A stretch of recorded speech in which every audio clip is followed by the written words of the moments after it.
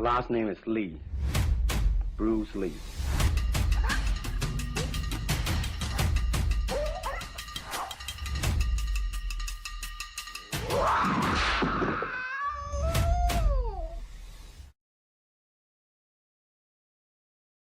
Hay nombres que nacen destinados a ser recordados.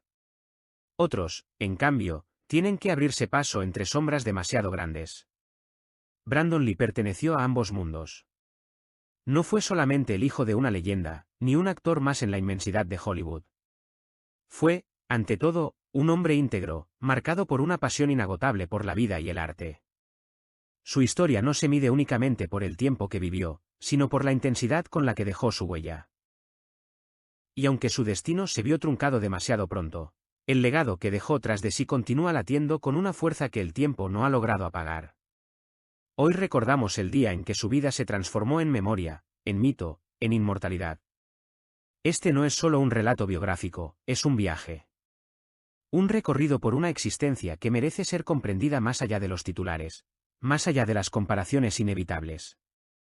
Porque hablar de Brandon es, inevitablemente, hablar de su padre. Sus vidas estuvieron unidas por la sangre, por el destino y por una intensidad casi paralela. Sin embargo, aunque sus caminos compartieron similitudes, cada uno libra su propia batalla.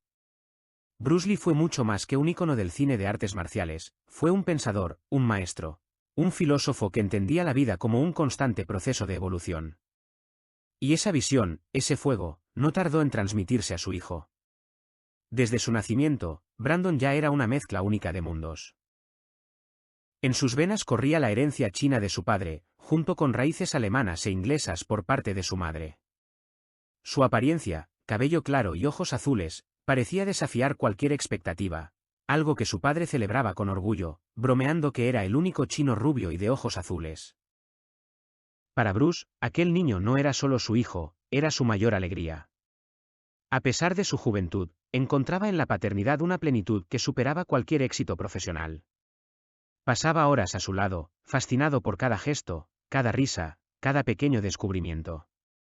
Y cuando Brandon apenas comenzaba a dar sus primeros pasos, ya estaba siendo guiado en el arte del movimiento, del equilibrio, de la disciplina.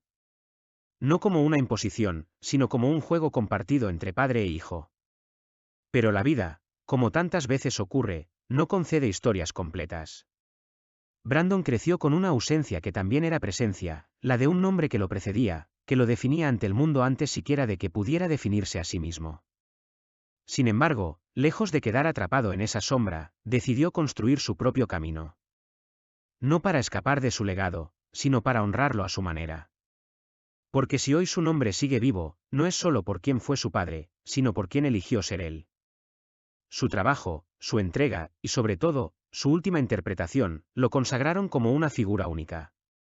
El Cuervo no es simplemente una película, es un símbolo.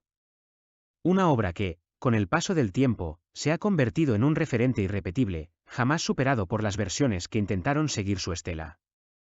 No como un final, sino como un recuerdo que se niega a desaparecer. No como la vida de alguien que se fue demasiado pronto, sino como la de alguien que vivió con una intensidad que aún hoy resuena. Porque hay personas que no mueren. Solo se transforman en eternidad.